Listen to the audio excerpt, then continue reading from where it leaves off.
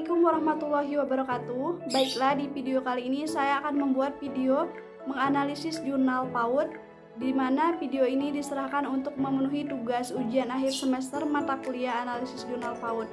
Selamat menyaksikan.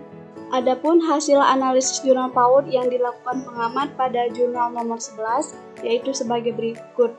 1. Terkait dengan identitas jurnal, di mana terdiri dari judul artikel yaitu Stimulasi perkembangan berbicara anak usia 2-3 tahun selama pandemi COVID-19 RT 09 Desa Sako Banyuasin. Yang kedua terkait dengan penulis artikel yaitu Ira Helpianis dan Mahyumi Randina. Yang ketiga terkait dengan jurnal publikasi yaitu Jurnal Tumbuh Kembang, Kajian Teori dan Pembelajaran PAUD. Yang keempat terkait dengan tahun publikasi yaitu tahun 2021. Yang kelima terkait dengan halaman, yaitu terdiri dari 93 hingga 103 atau setara dengan 15 halaman. Yang keenam yaitu terkait dengan volume dan ISSN, yaitu volume 8 nomor 1 dan PISSN 23557443 dan EISSN 26570785. Selanjutnya adalah terkait dengan jurnal, di mana jurnal ini sudah termasuk ke dalam jurnal nasional terakreditasi karena jurnal ini telah terindeks di Science and Technology Index atau SINTA, yaitu berada pada SINTA 4. Selanjutnya adalah terkait dengan judul artikel. Dalam artikel jurnal yang berjudul Stimulasi Perkembangan Berbicara Anak Usia 2-3 tahun selama pandemi COVID-19 RT 09 Desa Sako Banyuasin ini telah sesuai dengan tata cara penulisan karya ilmiah nasional, di mana dalam menggambarkan isi substansi artikel jurnal serta memberikan gambaran mengenai persoalan yang telah diteliti. Selanjutnya terkait dengan penulis atau author dan juga korespondensi atau affiliation, di mana dalam artikel ini nama pengarang dan korespondensi telah sesuai dengan tata cara penulisan, yaitu nama pengarang atau nama penulis ditulis lengkap dan jelas, tidak mencantumkan gelar si penulis. Selanjutnya terkait dengan korespondensi, pada artikel ini, penulis telah mencantumkan instansi yaitu Universitas Sriwijaya dengan lengkap beserta jurusan hingga fakultas untuk memudahkan dalam hal berkomunikasi. Selanjutnya terkait dengan abstrak.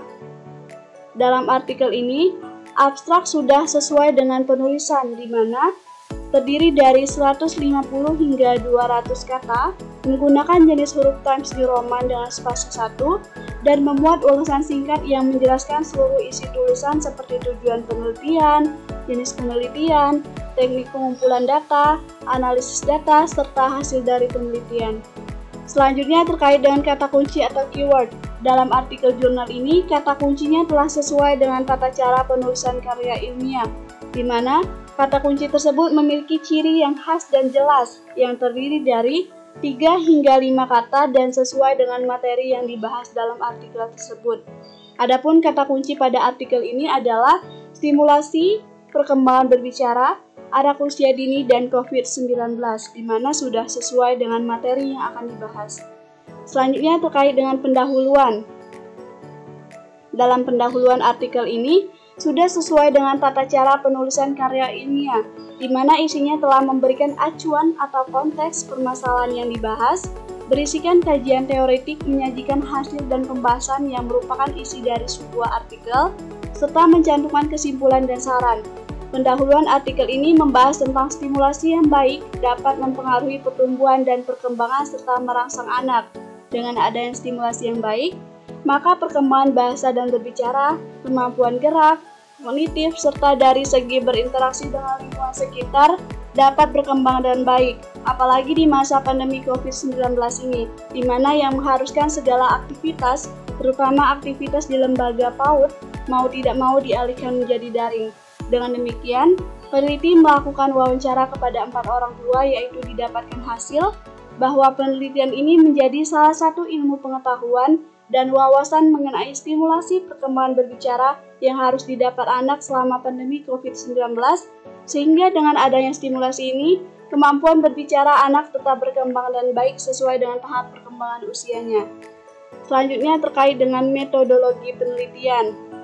Jadi, dalam artikel ini, peneliti juga telah lengkap membahas terkait dengan metodologi penelitian, di mana peneliti menggunakan pendekatan kualitatif dengan metode deskriptif dengan teknik pengumpulan data melalui wawancara, observasi, dan dokumentasi, serta adanya teknik analisis data menggunakan 4 tahap, yaitu tahap data collection, data reduction, data display, dan conclusion drawing. Tak hanya itu, peneliti juga lengkap membahas teknik keabsahan data atau validasi data menggunakan triangulasi teknik pada pengumpulan data, yaitu dengan gabungan 3 cara melalui observasi, wawancara, dan dokumentasi. Selanjutnya terkait dengan hasil dan pembahasan, di mana pada hasil dan pembahasan ini, artikel ini sudah sesuai dengan tata cara penulisan karya ilmiah, di mana penyajian bahasanya harus bersistem sesuai dengan tujuan, hipotesis atau masalah yang dibahas, dan semua data yang ada harus relevan, jelas, dan juga bermakna. Dalam artikel jurnal ini, hasil dan pembahasan materi ini ialah stimulasi perkembangan berbicara anak usia 2 hingga 3 tahun selama pandemi COVID-19 dari orang tua, yaitu adalah bermain boneka. Bermain boneka merupakan kegiatan yang menyenangkan bagi anak dan juga merupakan kegiatan yang dapat merangsang perkembangan berbicara anak, sehingga adapun contoh stimulasi yang tepat untuk digunakan dalam kemampuan berbicara anak adalah melalui kegiatan bermain mobil-mobilan, melalui media gambar, melalui tanaman yang ada di sekitar rumah anak, serta stimulasi dari lingkungan sekitar adalah melalui jalan-jalan. Sehingga dengan demikian, stimulasi yang juga dapat dilakukan untuk perkembangan berbicara anak melalui benda-benda di sekitar anak dapat terstimulasi dengan tepat. Selanjutnya terkait dengan kesimpulan, di mana dalam kesimpulan ini, dalam artikel jurnal yang dilakukan peneliti sudah sesuai dengan tata cara penulisan karya ilmiah, yaitu bahasa yang digunakan jelas dan lugas, dan merangkum semua isi materi yang dibahas.